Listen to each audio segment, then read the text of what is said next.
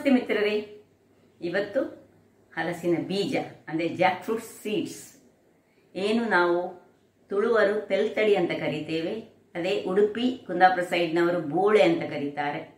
ಅದರಿಂದ ಒಂದು ರುಚಿಕರವಾದ ಈ ಗೇರು ಬೀಜದ ಪಲ್ಯ ಹೇಗೆ ಮಾಡ್ತೇವೆ ಅದೇ ರೀತಿಯ ಪಲ್ಯವನ್ನು ಮಾಡ್ತಿದ್ದೇನೆ ನಾನು.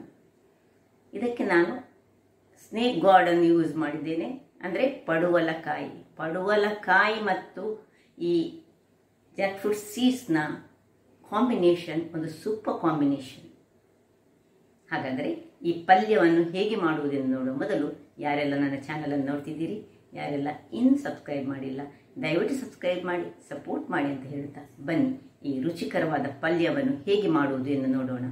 ವೀಕ್ಷಕರೇ, ಇವತ್ತು ಈ ಪಡುವಲಕಾಯಿ ಸ್ನೇಕ್ ಗಾರ್ಡ್ ಅಂತ ಏನು ಕರಿತೇವೆ, ಇದು ಸಣ್ಣದುಂಟು ಊರಿದ್ದು ಇದು, ಹಾಗಾಗಿ ನಮ್ಮ ಮಂಗಳೂರಿನಲ್ಲಿ ಬೆಳೆದಂಥದ್ದು.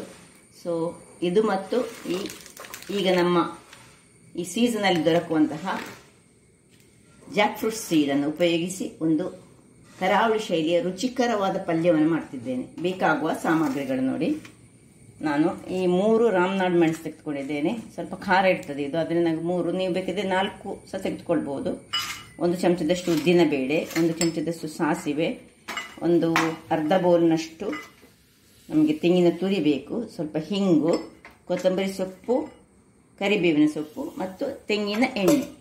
ಬಹಳ ರುಚಿಕರವಾಗಿ ಬರ್ತದೆ, ಕ್ವಿಕ್ಕಾಗಿ ಮಾಡುವಂತಹದ್ದು. ಈಗ ಮೊದಲಿಗೆ ನಾನು ಈ ಒಂದು ಹಲಸಿನ ಬೀಜವನ್ನು ಒಂದು ಗುತ್ತಿಕೊಂಡು ಅದರದ್ದು ಸಿಪ್ಪೆ ತೆಗೆದೇನೆ. ಸಿಪ್ಪೆ ತೆಗೆದು ನಾನು ಅದನ್ನು ಸಣ್ಣದಾಗಿ ಹೆಚ್ಚಿಕೊಳ್ತೇನೆ. ಹಲಸಿನ ಬೀಜದ ಸಿಪ್ಪೆ ಎಲ್ಲ ತೆಗೆದು ನೋಡಿ, ಈ ರೀತಿಯಾಗಿ ನಾನು ಇಟ್ಟುಕೊಂಡಿದ್ದೇನೆ. ಈಗ ಇದನ್ನು ಈ ರೀತಿಯಾಗಿ ನಾವು ಕಟ್ ಮಾಡ್ಕೊಳ್ಬೇಕು ನೋಡಿ. ಹೀಗೆ ಸಪೂರದಲ್ಲಿ ನಾವಿವತ್ತು ಪಲ್ಯ ಮಾಡ್ತಿದ್ದೇವೆ, ಅದರಿಂದಾಗಿ ಇದನ್ನು ಹೀಗೆ ಸಪೂರದಲ್ಲಿ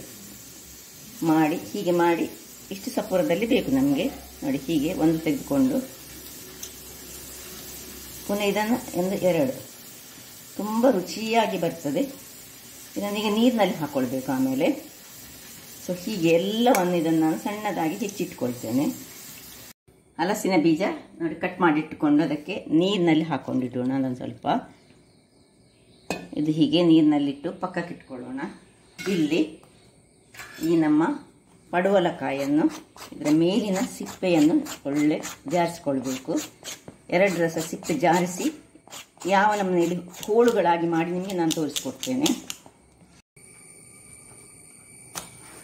ಈಗ ಇದನ್ನು 2 ಭಾಗಗಳಾಗಿ ಮಾಡ್ಕೊಳ್ಳೋಣ. ಇದರ ಸಿಪ್ಪೆ ನಮಗೆ ಸಿಪ್ಪೆ ತೆಗೆದಾಯಿತು ನೋಡಿ. ಇದರ ಮೇಲಿನ ಭಾಗ ಸ್ವಲ್ಪ ಇದಾಗಿದೆ, ಇದರದ್ದು ಬೀಜ ನಮಗೆ ಬೇಡ ನೋಡಿ, ಎಷ್ಟು ಎಳೆಯದಾಗಿದೆ. ಇಂತಹ ಎಳೆಯ ಬೀಜಗಳದ್ದು ನಾವು ಕರಾವಳಿಗರು ಈ ಅಕ್ಕಿಯೊಟ್ಟಿಗೆ ಹಾಕಿದ್ದನ್ನು ದೋಸೆ ಸಹ ಮಾಡ್ತೇವೆ, ಬಹಳ ರುಚಿಕರವಾಗಿ ಬರ್ತದೆ. ಇದರ ಬೀಜ ನೋಡಿ ಇಷ್ಟು ಎಳೆಯದಾಗಿದ್ದರೆ, ಭಾರಿ ಎಳೆಯದಾಗಿ ಉಂಟು ಇದು.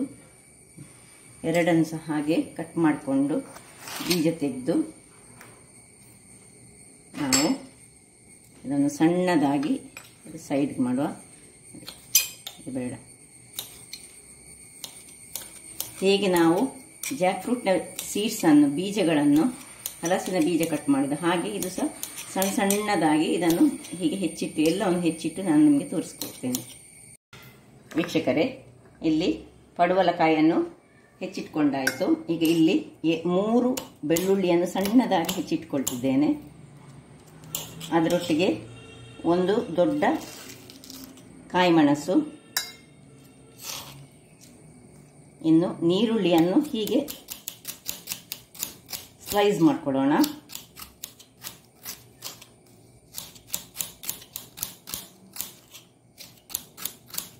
ಆಯ್ತು, ಇನ್ನು ರೆಡಿ ಆಯಿತು, ಎಲ್ಲ ವಸ್ತುಗಳು ರೆಡಿ ಆಯಿತು. ಇಲ್ಲೀಗ ಪಾತ್ರೆಯನ್ನು ಇಟ್ಕೊಂಡು ನಾವು ಗ್ಯಾಸ್ ಉರಿಸಿಕೊಳ್ಳೋಣ. ಪಾತ್ರೆ ಬಿಸಿಯಾಗುವಾಗ ಇದಕ್ಕೆ 3 ಚಮಚದಷ್ಟು ಎಣ್ಣೆಯನ್ನು ಹಾಕೊಂಡಿದ್ದೇನೆ. ಎಣ್ಣೆ ಬಿಸಿ ಆಗ್ತಾ ಇರುವಾಗ ಮೊದಲಿಗೆ ಬೆಳ್ಳುಳ್ಳಿಯನ್ನು ಹಾಕೊಳ್ಳೋಣ. ಬೆಳ್ಳುಳ್ಳಿ ಸ್ವಲ್ಪ ಅದರಲ್ಲಿ ಫ್ರೈ ಆಗಬೇಕು. ಬೆಳ್ಳುಳ್ಳಿ ಸ್ವಲ್ಪ ಫ್ರೈ ಆಗುವಾಗ ನಾವು ಅದಕ್ಕೆ ಒಗ್ಗರಣೆ ಸೊಪ್ಪು, ಕರಿಬೇವಿನ ಸೊಪ್ಪನ್ನು ಹಾಕೊಳ್ತಿದ್ದೇನೆ. ಮತ್ತು ಈ ಮೆಣಸು ಹೀಗೆ ಇಡೀ ಮೆಣಸನ್ನೇ ನಾನು ಹೀಗೆ ಇದರ ತೊಟ್ಟು ತೆಗೆಯುವುದು ನೋಡಿ, ಅದರ ಬೀಜದ ಓಪನ್ ಮಾಡಿಕೊಂಡು ಹೀಗೆ ಹಾಕೊಳ್ಳೋದು. ಹೀಗೆ ಸ್ವಲ್ಪ ಬೀಜ ಸಹ ಇದ್ದರೆ ಹಾಕೊಳ್ಬೋದು. ಇನ್ನು ಉದ್ದಿನ ಬೇಳೆಯನ್ನು ಹಾಕೊಂಡು ಸ್ವಲ್ಪ ಉದ್ದಿನ ಬೇಳೆ ಕಲರ್ ಚೇಂಜ್ ಆಗಬೇಕು. ಈ ನೀರುಳ್ಳಿ ಹಾಕುವ ಮೊದಲು ನಾವು ಸಾಸಿವೆಯನ್ನು ಹಾಕೊಳ್ಳೋಣ. 1 ಚಮಚದಷ್ಟು ಸಾಸಿವೆ ಸಿಡಿಬೇಕು. ಸಿಡಿದ ಮೇಲೆ ನೀರುಳ್ಳಿ ಮತ್ತು ನಾವು ಕಾಯಿ ಮೆಣಸನ್ನು ಹಾಕೊಳ್ಳೋದು.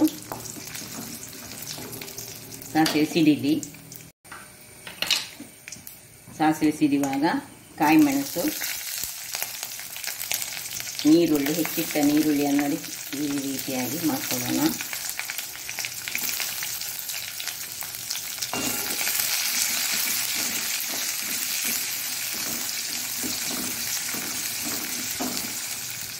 ಇನ್ನು ನಾವು ಹೆಚ್ಚಿಟ್ಟಂತಹ ಇಲ್ಲಿ ಸಣ್ಣದಾಗಿ ಹೆಚ್ಚಿಟ್ಟಿದ್ದೇವೆ ನೋಡಿ, ಈ ಇದನ್ನು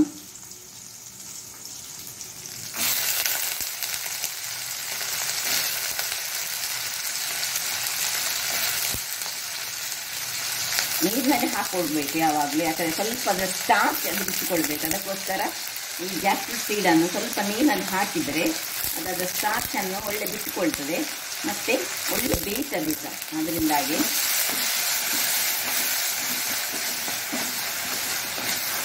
ಇನ್ನು ಇದರ ಮೇಲೆ ಹಿಂಗು, ಇದು ಆಪ್ಷನಲ್. ನಿಮಗೆ ಹಿಂಗಿನ ಸ್ಮೆಲ್ ಬೇಡದಿದ್ದರೆ ಬಿಟ್ಕೊಳ್ಬೋದು, ಬೇಡದಿದ್ದರೆ ಇಲ್ಲಿ ನೀವು ಶುಂಠಿಯನ್ನು ಯೂಸ್ ಮಾಡಿ. ಆದರೆ ಇಲ್ಲಿ ಶುಂಠಿ ನಾನು ಯೂಸ್ ಮಾಡೋದಿಲ್ಲ, ಅದರ ಬದಲು ನಾನು ಹಿಂಗನ್ನು ಯೂಸ್ ಮಾಡ್ತಿದ್ದೇನೆ. ಹೀಗೆ ಚೆನ್ನಾಗಿ ಇನ್ನು ಅದಕ್ಕೆ ಉಪ್ಪನ್ನು ಹಾಕೊಳ್ಳೋಣ. ರುಚಿಗೆ ತಕ್ಕಷ್ಟು ಉಪ್ಪು ಹಾಕೊಂಡು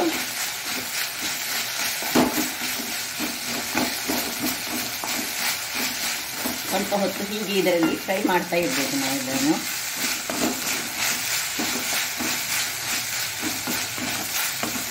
ಆಮೇಲೆ ಇಲ್ಲಿ ನಾವು ಹೆಚ್ಚಿಟ್ಟಂತಹ ಇದು ಸ್ವಲ್ಪ ಬಾಡುವಾಗ ಈ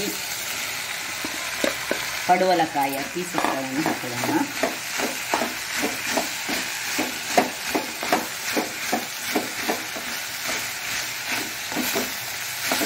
ಒಳ್ಳೆ ಇದರಲ್ಲಿ ಇದನ್ನು ಫ್ರೈ ಮಾಡ್ಕೊಳ್ಬೇಕು ಸ್ವಲ್ಪ ಹೊತ್ತು ಎಣ್ಣೆಯಲ್ಲಿ. ಅದು ಒಳ್ಳೆ ಆಲ್ರೆಡಿ ನಾವು ಉಪ್ಪನ್ನು ಹಾಕ್ಕೊಂಡಿದ್ದೇವೆ. ಇನ್ನು ಸ್ವಲ್ಪವೇ ಸ್ವಲ್ಪ ಬೆಲ್ಲ, ನಿಮಗೆ ಬೇಕಿದ್ದರೆ ಮಾತ್ರ ಒಂದು ಪಿಂಚ್ ಆಫ್ ಬೆಲ್ಲ ಹಾಕ್ಕೊಳ್ಳಿ. ಅಗರ್ ಬೆಲ್ಲ ಹಾಕಲಿಕ್ಕೆ ಬೇಡದವರು ಹಾಕ್ಕೊಳ್ಬೇಡಿ, ಆದರೆ ಬೆಲ್ಲ ಹಾಕಿದರೆ ಅದರ ರುಚಿ ಬಹಳ ಚೆನ್ನಾಗಿ ಬರ್ತದೆ. ಇನ್ನು ಒಂದು ಅರ್ಧ ಬೌಲ್ನಷ್ಟು ತೆಂಗಿನ ತುರಿ. ಎಷ್ಟು ರುಚಿಕರವಾಗಿ ಬರ್ತದೆ ಹೇಳಿದರೆ, ಆರೋಗ್ಯಕ್ಕೆ ಸಹ ಬಹಳ ಉತ್ತಮ. ಡೈಜೆಷನ್ ಪ್ರಾಬ್ಲಮ್ ಯಾರಿಗೂ ಉಂಟು ನೋಡಿ, ಅಂಥವರು ಇಂಥದನ್ನು ತಿನ್ನಬೇಕು. ಒಳ್ಳೆ ಪಡವಲಕಾಯಿ ಡೈಜೆಷನನ್ನು ಉತ್ತಮಗೊಳಿಸ್ತದೆ. ಇನ್ನು ಇದಕ್ಕೆ ಸ್ವಲ್ಪ ನೀರನ್ನು, ಒಂದು ಅರ್ಧ ಲೋಟದಷ್ಟು ನೀರನ್ನು ಹಾಕ್ಕೊಂಡು ಹದಾ ಉರಿಯಲ್ಲಿ ನಾವು ಇದನ್ನು ಒಂದು ಮುಚ್ಚಳವನ್ನು ಮುಚ್ಚಿಕೊಂಡು ಬೇಯಿಸಿಕೊಳ್ಳೋಣ. ವೀಕ್ಷಕರೇ, 10 ನಿಮಿಷ ಕಳೆದಿದೆ ನೋಡಿ, ಎಲ್ಲ ನೀರೆಲ್ಲ ಇದರಲ್ಲಿ ಆವಿಯಾಗಿ ಹೋಗಿದೆ ನೋಡಿ. ಇಷ್ಟಾಗುವಾಗ ರೆಡಿ ಆಯಿತು ಒಂದು ಟೇಸ್ಟಿಯಾದ ಪಡವಲಕಾಯಿ ಮತ್ತು ಹಲಸಿನ ಬೀಜ ಹಾಕಿನ ಮಳೆಗಾಲದ ರೆಸಿಪಿ ರೆಡಿ ಆಯಿತು. ಆಫ್ ಮಾಡ್ಕೊಳ್ಳೋಣ. ಆಫ್ ಮಾಡಿಕೊಂಡು ಈಗ ಸರ್ವ್ ಮಾಡೋಣ ನೋಡಿ.